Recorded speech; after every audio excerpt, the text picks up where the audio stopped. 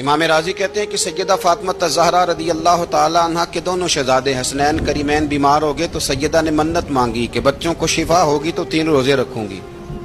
شفا ہو گئی، روزے بھی رکھ لیے. اور جب مولا علی شیر خدا روزہ رکھنے کے لیے بیدار ہوئے، سیدہ فاطمہ الزہرا بیدار ہوئی تو امام حسن اور حسین بھی اٹھ گئے. 7-8 سال کی عمر. اماں جی ہم نے بھی رکھنا ہے. صبح کھجور اور دودھ سے روزہ رکھ لیا گیا.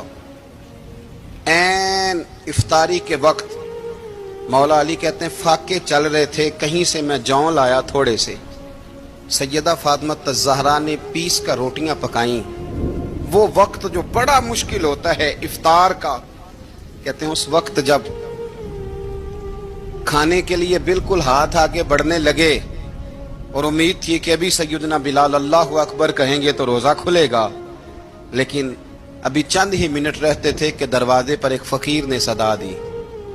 کہنے لگا سارے مدینے کے دروازے کھٹکھٹا آیا ہوں، قحط ہے، فاقہ ہے، اے رسول اللہ کے خاندان والو، میں یتیم ہوں.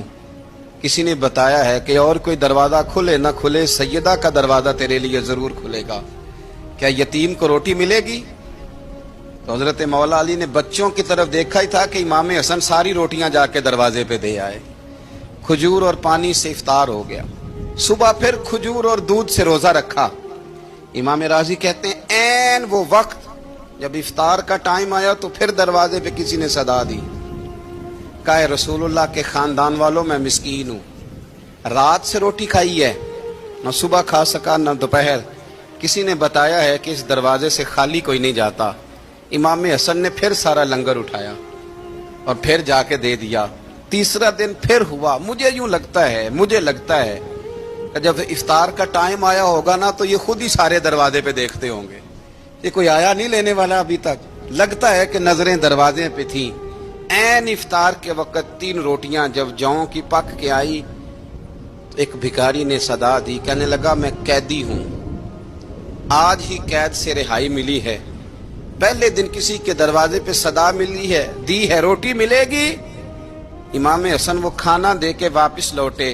کھجور اور پانی سے افطار ہوا اور جیسے ہی مسجد نبوی میں تینوں باپ بیٹا نماز پڑھنے گئے تو مولا علی کہتے مجھے بتانا نہیں پڑا.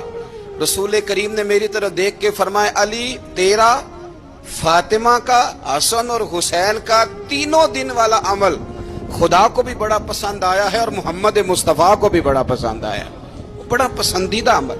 میں کہتا ہوں کہ حضرت فاطمہ نے نا ان کی تربیت پہلے ہی کر دی تھی. 3 دن بغیر افطار کے روزہ رکھنے کی وہ ٹریننگ گھر سے ہو چکی تھی. اب میں